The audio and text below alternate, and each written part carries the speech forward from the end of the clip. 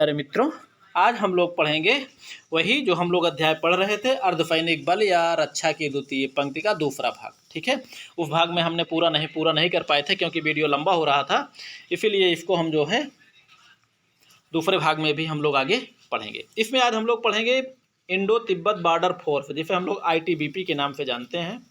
इसकी स्थापना, जैसे नाम है इसका, इंडो तिब्बत यानी भारत तिब्बत की सीमा फोर्स, बॉर्डर की सीमा की फोर्स। सीधी सी बात है, तिब्बत पर चीन का कब्जा है, तो भारत चीन की सीमाओं पर कौन रहता है? ITBP। ठीक है, इसकी स्थापना 24 अक्टूबर 1962 को हुआ था। भाई 1962 में लड़ाई भी हुई थी और उसी के बाद इसकी स्थापना भी हुई थी। आदर्श वाक्य इसका है, शौर्य दृढ़ता कर्मनिष्ठा। प्रारंभ में 4 बटालियन, जिसे पलटन कहा जाता है, में गठित किया गया। वर्तमान में इसकी लगभग 42 बटालियन या पलटन मौजूद हैं। मुख्यालय नई दिल्ली है। नियंत्रण इसका भी गृह मंत्रालय के द्वारा ही होता है। सुविधाएं लगभग इसमें 30 शिप यानी नौकाएं हैं।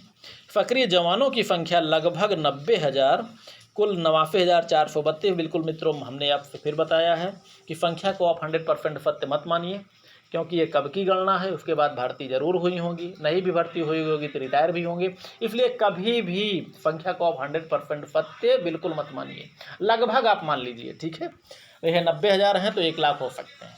ठीक है, 1.25 लाख तक हो सकते हैं।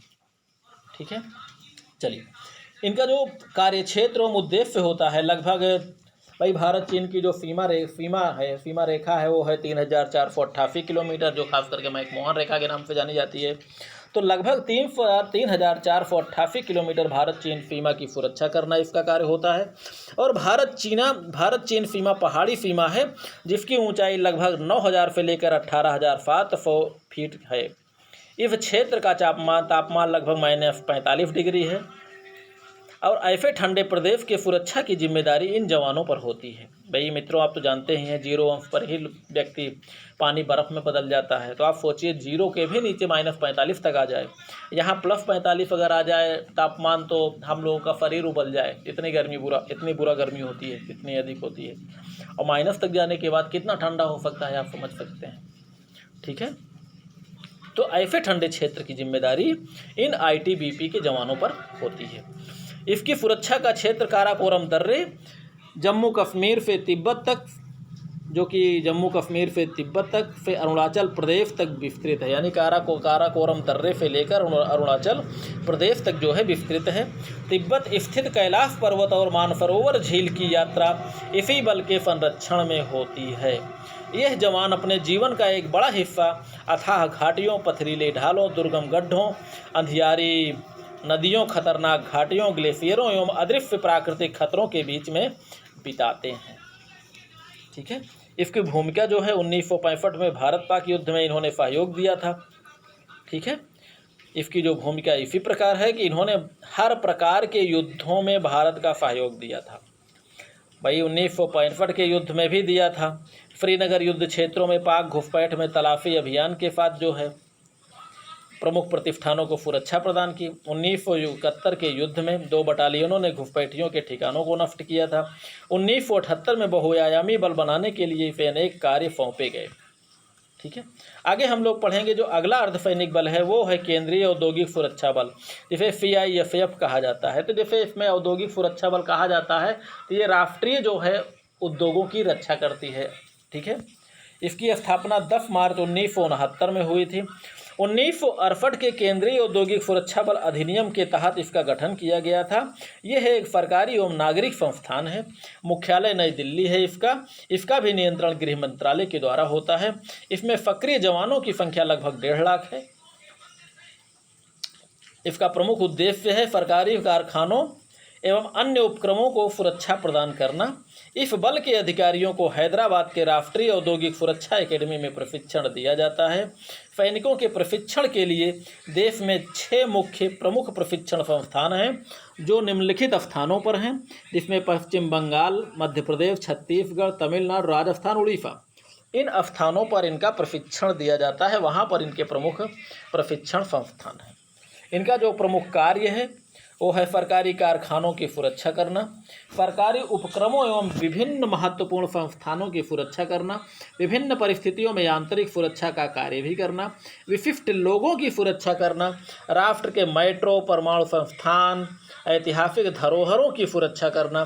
दिल्ली मेट्रो की सुरक्षा में 3500 से अधिक सुरक्षा कर्मियों को तैनात किया गया है। ये तो एक जो है डाटा है। और वर्तमान में यह बल सार्वजनिक क्षेत्र के लगभग 221 उपक्रमों की सुरक्षा का कार्य कर रहा है। ठीक है, आगे हम लोग पढ़ेंगे राष्ट्रीय सुरक्षा गार्ड एनएसजी। ठीक है, नेशनल सिक्योरिटी गार्ड। इसकी स्थापना 1984 में हुई थी। इसका मुख्यालय नई दिल्ली में है और इसका जो है राष्ट्रीय सुरक्षा अधिनियम 1986 के तहत सरकारी एवं नागरिक संस्था के रूप में स्थापित हुई। 84 में स्थापना की गई, लेकिन सुरक्षा अधिनियम 1986 के तहत सरकारी और नागरिक संस्थान बना दिया गया। इसे मूल मंत्र है सर्वत्र सर्वोत्तम सुरक्षा। इसका नियंत्रण गृह मंत्रालय के द्वारा होता है। एनएसजी की गणना भी भारत के केंद्रीय अर्धसैनिक बलों के रूप में की जाती है। इसमें कुल जवानों की संख्या लगभग 14,500 सैनिक के आसपास है। इनके सैनिक को ब्लैक कैंट कमांडो के नाम से भी जाना जाता है। मित्रों, आप लोग सुने होंगे ना black commando, black cat commando, तो वो कौन है? एनएसजी के जवान। ठीक है, नेशनल राष्ट्रीय सुरक्षा गार्ड इन्हें कहा जाता है। इनकी संपूर्ण वेशभूषा या वर्दी हेलमेट सहित सारी जो है काले रंग की होती है। एनएसजी का गठन जर्मनी के GFG 9 यानी सीमा गार्ड समूह 9 कमांडो बल पर आधारित है। इनकी भर्ती भारत के अर्धसैनिक बलों एवं भारतीय सशस्त्र बलों से की जाती है। इनके 2 ग्रुप होते हैं। एफएजी, इसे स्पेशल एक्शन ग्रुप कहा जाता है, इसमें सैन्य कर्मचारी होते हैं। दूसरा है एफआरजी, इसमें स्पेशल रेंजर्स ग्रुप होते हैं, इसमें राज्य के पुलिस बल के कर्मचारी शामिल होते हैं। एनएसजी कमांडो को जो ट्रेनिंग दी जाती है वो इस प्रकार है। इसकी ट्रेनिंग मानेसर एवं हरियाणा में होती है। इनकी ट्रेनिंग 90 दिनों की होती है। इनको पास करने के बाद 9 महीने की कठोर ट्रेनिंग लेनी पड़ती है।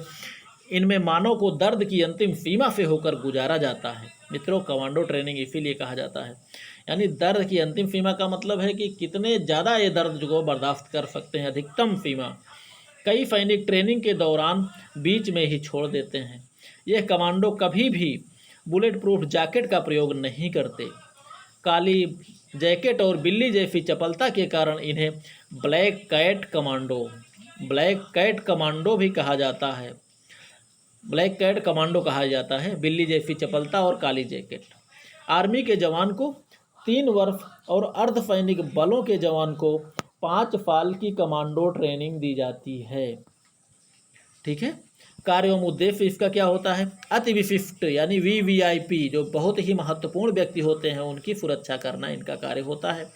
बंधक बनाए गए लोगों का बचाव करना, यानी जहां बहुत इमरजेंसी होती है, बहुत ही कठिन कार्य होता है, वहां पर इनका प्रयोग किया जाता है। ठीक है, महत्वपूर्ण प्रतिष्ठानों को आतंकवादी खतरों से बचाना, खतरों को निष्क्रिय करना, किसी भी अपहरण के विरुद्ध बचाव करना, अपने कार्यों द्वारा आतंकवाद विरोधी कार्यवाही को अंजाम देना, अधिक से अधिक जोखिमपूर्ण कार्यों को अंजाम देना आदि इसका कार्य होता है। अगला है असम राइफल्स। इसका परिचय इस प्रकार है। स्थापना 1935 में, जिसका नाम उस समय कछार लेवी के नाम से इसे गठित किया गया था। प्रारंभ में इसका उद्देश्य ब्रिटिश बस्तियों एवं चाय बागानों की सुरक्षा करना रहा। 1971 में इसका नाम बदलकर असम राइफल्स कर दिया गया, जिसका मुख्यालय शिलोंग अर्थात मेघालय में है। वर्तमान में इसमें लगभग 31 बटालियनें हैं। कुल सैनिकों की संख्या लगभग 51,000 है। इनका कार्य एवं उद्देश्य क्या है? वर्तमान में पूर्वोत्तर क्षेत्र की आंतरिक सुरक्षा के अतिरिक्त भारत म्यांमार की सीमा की सुरक्षा का दोहरा उत्तरदायित्व ये असम राइफल्स जो है निभा रही है। पूर्वोत्तर क्षेत्र के भटके लोगों को राष्ट्र की मुख्य धारा में जोड़ने में इसकी भूमिका सराहनीय रही है। असम राइफल्स को पूर्वोत्तर का प्रहरी और पर्वतीय लोगों का मित्र भी कहा जाता है। यह उपरोक्त कार्यों के अतिरिक्त आंतरिक सुरक्षा में भी सहयोग करता है। आगे हम लोग पढ़ेंगे सशस्त्र सीमा बल, जिसे FSB कहा जाता है। इसकी स्थापना 1963 में हुई थी। यह एक गैर सरकारी केंद्रीय सशस्त्र बल है। इसका आदर्श वाक्य सेवा, सुरक्षा और भाईचारा है। इसका भी नियंत्रण गृह मंत्रालय द्वारा होता है तथा इसका भी मुख्यालय नई दिल्ली में है। इसकी जिम्मेदारी और इसका उद्देश्य क्या है? 1751 किलोमीटर लंबी भारत नेपाल सीमा की सुरक्षा के साथ अन्य आंतरिक सुरक्षा का कार्य करना इसका दायित्व होता है। अर्थात भारत और नेपाल के बॉर्डर पर कौन रहते हैं? एसएसबी के जवान। ठीक है। 2014 में भारत सरकार ने अधिकारियों के रूप में महिलाओं के भर्ती की भी मंजूरी दे दी और प्रथम महिला निदेशक अर्चना रामासुंदरम जो कि 2016 में इनको नियुक्त किया गया था। संगठन इनका 2001 के पहले तक इसे विशेष सेवा ब्यूरो के नाम से जाना जाता था। इसका उच्च स्तरीय मुख्यालय हेडक्वार्टर है जो नई दिल्ली में है। मुख्यालय की कमान महानिदेशक रैंक के अधिकारी के हाथों में होती है और महानिदेशक को सहयोग देने के लिए अतिरिक्त महानिदेशक होते हैं। इसकी इकाइयां इस प्रकार होती हैं। हेडक्वार्टर जो होता है, हेडक्वार्टर, निदेशालय, फ्रंटियर हेडक्वार्टर, ठीक है, बटालियन, कंपनी, बॉर्डर आउटपोस्ट, सीमा चौकी, ये इस प्रकार होते हैं जिसके बारे में हम पार्ट में इस प्रकार पढ़ सकते हैं। हेडक्वार्टर ये मुख्यालय होता है, इसका प्रमुख महानिदेशक कहलाता है और अतिरिक्त महानिदेशक इसे सहयोग देते हैं। उसके बाद निदेशालय आता है, इसका नेतृत्व आईजी द्वारा होता है। इसे एक डीआईजी एवं अन्य अधिकारी सहयोग करते हैं। तीसरा है फ्रंटियर हेडक्वार्टर, इसे भी इंस्पेक्टर जनरल आईजी रैंक का जो अधिकारी होता है उसके द्वारा इसको नियंत्रित कमांड किया जाता है। बटालियन को कमांडेंट रैंक का अधिकारी नियंत्रित करता है। इसे second in command, deputy commandant, assistant commandant rank के अधिकारियों द्वारा सहयोग प्रदान किया जाता है, यानी छोटे अधिकारी होते हैं, सहयोगी कह सकते हैं। बटालियन को कंपनी एवं बॉर्डर आउटपोस्ट, सीमा चौकी जिसे कहते हैं, में विभाजित किया गया है। कंपनी एक बटालियन में 7 कंपनी होती है और प्रत्येक कंपनी की कमान एक सहायक कमांडेंट के हाथ में होती है। बॉर्डर आउटपोस्ट या सीमा चौकी जिसे हम लोग कहते हैं, प्रत्येक कंपनी में 3 सीमा चौकी होती है। इसकी कमान सब इंस्पेक्टर रैंक के अधिकारी के हाथ में होती है। अगला जो अर्धसैनिक बल है मित्रों, वो है भारतीय तटरक्षक बल। इसे आईसीजी कहा जाता है, इंडियन कोस्ट गार्ड जिसे हम लोग कहते हैं, ठीक है, तटरक्षक बल। इसका गठन 1 फरवरी 1977 में सशस्त्र सेना के रूप में किया गया था। यह महानिदेशक तटरक्षक बल के नेतृत्व में कार्य करता है। यह रक्षा मंत्रालय के अधीन कार्य करता है। इसका मुख्यालय रक्षा मंत्रालय नई दिल्ली है। आदर्श वाक्य है वयम रक्षाम, अर्थात हम रक्षा करते हैं। इसका क्षेत्रीय मुख्यालय मुंबई, चेन्नई और पोर्ट ब्लेयर में है। यह भारत के 28 लाख वर्ग किलोमीटर समुद्री क्षेत्र के रक्षा की जिम्मेदारी निभाती है। वर्तमान में लगभग 42 तटरक्षक स्टेशन हैं जो देश में समुद्र के किनारे स्थापित किए गए हैं। इसकी शक्ति या क्षमता इसकी कितनी है? इसकी क्षमता को निम्न उपकरणों से मिलाकर निर्मित है जो कि इस प्रकार हैं। इसमें 3 प्रदूषक मित्रों, संख्या पे आप जो है बहुत गौर मत कीजिएगा क्योंकि संख्या जो है ज़्यादा ही होगी, कम नहीं होगी, ठीक है। संख्या जरूरी नहीं है कि बिल्कुल सबकी सत्य हो, इसलिए लगभग आप मान के चलिएगा।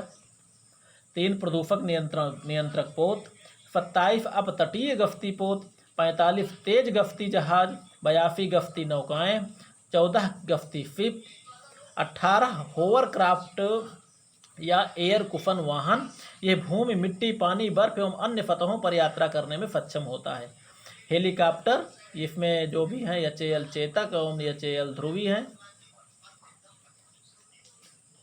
विमान जो है डोर्नियर 228, ठीक है। कार्य एवं इसका उद्देश्य क्या है? समुद्री सीमाओं एवं समुद्री क्षेत्रों की रक्षा करना, अनाधिकृत रूप से मछली पकड़ने वालों को पकड़ना, अनाधिकृत का मतलब अवैध रूप से, ठीक है, और समुद्री सीमा पर तस्करी रोकना, समुद्री जासूसी का कार्य करना, समुद्र के तटों पर गश्त करना और समुद्र की ओर से आने वाले प्रत्येक खतरों से बचाव करना। तो मित्रों ये हो गया आपका पूरा जो है 2 भागों में अर्धसैनिक बल या द्वितीय सेना की द्वितीय रक्षा पंक्तियाँ, ठीक है। तो एक प्रकार से ये हर समय कार्यरत रहती हैं और युद्ध के समय जो कार्य करते हैं वो हमारे आर्मी, नेवी और एयरफोर्स के जवान करते हैं, ठीक है मित्रों। तो उम्मीद करता हूँ चैप्टर ज़रूर समझ में आया होगा, ठीक है। 2 अध्याय में ये 2 चैप्टरों में 2 भागों में ये समाप्त हो गया आपका अर्धसैनिक बल। चलिए पढ़िए लिखिए मस्त रहिए मित्रों। बाकी लाइक और सब्सक्राइब जरूर कर दिया कीजिए।